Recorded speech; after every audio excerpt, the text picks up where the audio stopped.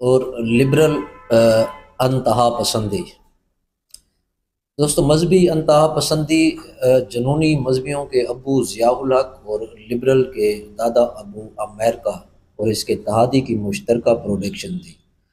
جب اس حقیقت کو بیان کیا جائے تو دونوں لبرل اور مذہبی جنونی اپنی اپنی پٹاری سے سانپ کی طرح باہر نکل آتے ہیں۔ وہ کبھی ایسے اسے 24 کروڑ عوام کے کھاتے میں ڈالتے ہیں تو کبھی اس خطے کی ثقافت پر حملہ آور ہونے کی کوشش کرتے ہیں، کیونکہ لبرل یہ سمجھتے ہیں کہ پاکستان کی ترقی کی راہ میں سب سے بڑی رکاوٹ مذہب ہے، اور مذہبی جنونی سمجھتے ہیں کہ پاکستان کی ترقی مذہب کے بنا ممکن نہیں۔ دونوں اطراف کے دلائل نہایت بیہودہ طرز کے ہوتے ہیں، لیکن جب ان کی عقل کے اندھوں کو بتایا جائے کہ پاکستان کی ترقی کی راہ میں رکاوٹ ایک طبقہ ہے، وہ پاکستان کے کروڑوں محنت کشوں کی محنت اور وسائل پر قابض ہو کر اپنے مفادات کی خاطر کبھی مذہبی انتہا پسندی کو پیدا کرتا ہے تو کبھی لسانی بنیادوں پر عوامی شعور کو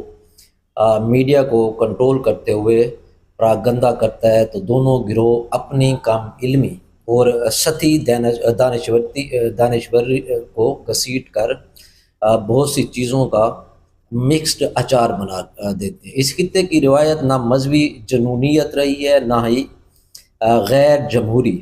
متحدہ ہندوستان انگریز سے قبل اس کی مثال ہے۔ انگریزوں نے اپنے یہاں ادارے قائم کیے اور مذہبی جنونیوں نے اپنی مرضی کی شریعت کا نفاذ کیا۔ ان دونوں عوامل نے اس خطے کی روایات کو بری طرح مسخ کیا۔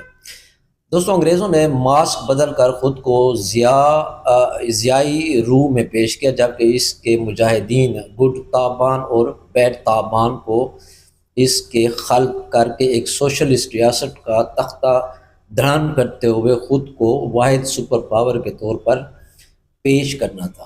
یہ شدت پسندی یا انتہا پسندی طاقت کے حصول کی خاطر مذہبی انتہا پسندی سے زیادہ خطرناک ثابت ہوئی۔ اگر دوسری طرف ضیاء امیر المومنین بننے کی شوق نے مذہبی انتہا پسندی میں روح پھونک دی، اس طرح ایک ایٹمی حملہ انگریز نے دوسرا ایٹمی حملہ اس ثقافت پر مذہبی جنونیوں نے کیا۔ دوستو، اس انتہا پسندی کے سائے آج بھی ریاست پاکستان پر ایک خطرے کے طور پر منڈلا رہے ہیں۔ پاکستان آج بھی اس کی گرفت میں ہے، حالانکہ بہت سی باشعور آوازیں ہیں جو اس انتہا پسندی کی جڑ کو بیان کرتے ہیں، جو کہ ایک امید کی کرن ہے۔ پاکستان کے پاس بے پناہ وسائل اور محنتی لوگ ہیں۔ جغرافیائی محل وقوع اسے بے پناہ طاقت دیتا ہے، ساتھ ہی اسے بین الاقوامی تنازعات میں نشانہ بھی بننا پڑتا ہے۔ دوستو، ضیاء وہابیت کے سخت گیر اسلامی ورژن کو متعارف کروانا چاہتے تھے، وہ ثقافتی حملہ جو ایٹمی حملوں سے بھی خطرناک ثابت ہوا۔ ضیاء الحق کے اقتدار میں آنے کے بعد پاکستان کی تاریخ کا سیاہ ترین دور شروع ہوا۔ اس کا امیر المومنین بننے کا پہلے سے طے شدہ منصوبہ تھا۔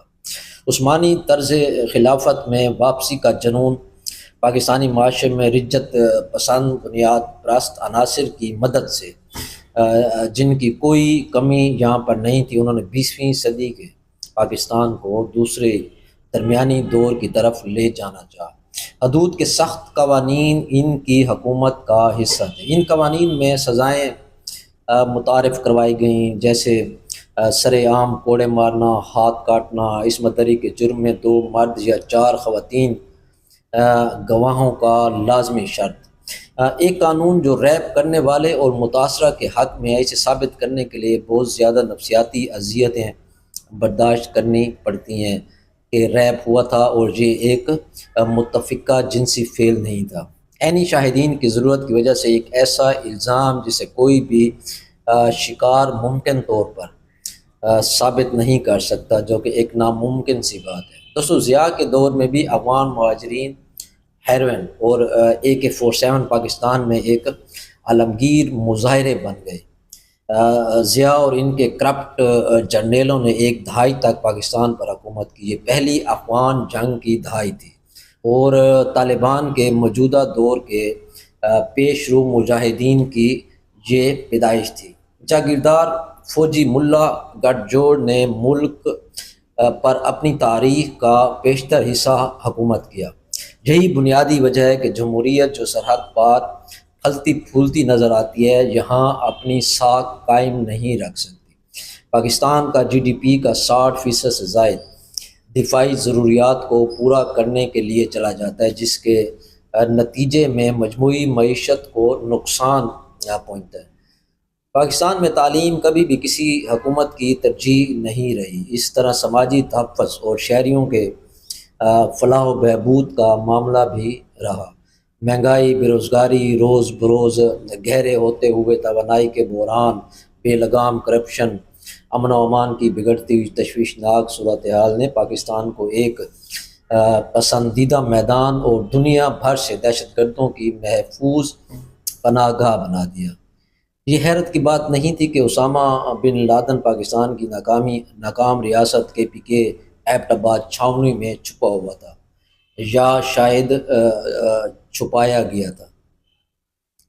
دوستوں، مسلح افواج کو بھی بنیاد پرست بنایا گیا۔ ان کا نظریہ ملک کے محافظ ہونے سے امت مسلمہ کے لیے لڑنے والے پرجوش جنگجوؤں میں تبدیل ہو گیا۔ فوج کے نصاب میں انتخاب پسند عناصر کو شامل کیا گیا۔ اس سے بنیاد پرست افسران کی ایک نسل پیدا ہوئی، جن کی ہمدردیاں اسلام پسند عسکریت پسندوں کے ساتھ تھی۔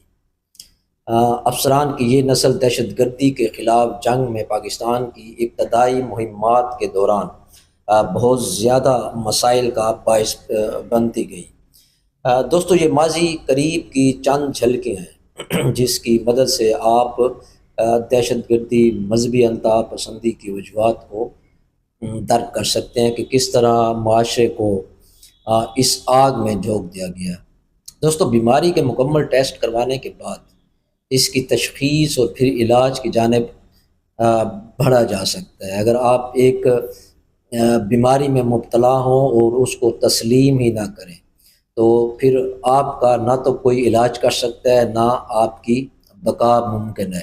تو سب سے پہلے آپ کو اس چیز کا آپ کو ادراک کرنا ہوتا ہے کہ آپ کے مسائل کیا ہیں اور اس دہشت گردی کی بنیادی وجوہات کیا ہیں، تب بھی آپ ان پر قابو پا سکتے ہیں۔ بہت شکریہ۔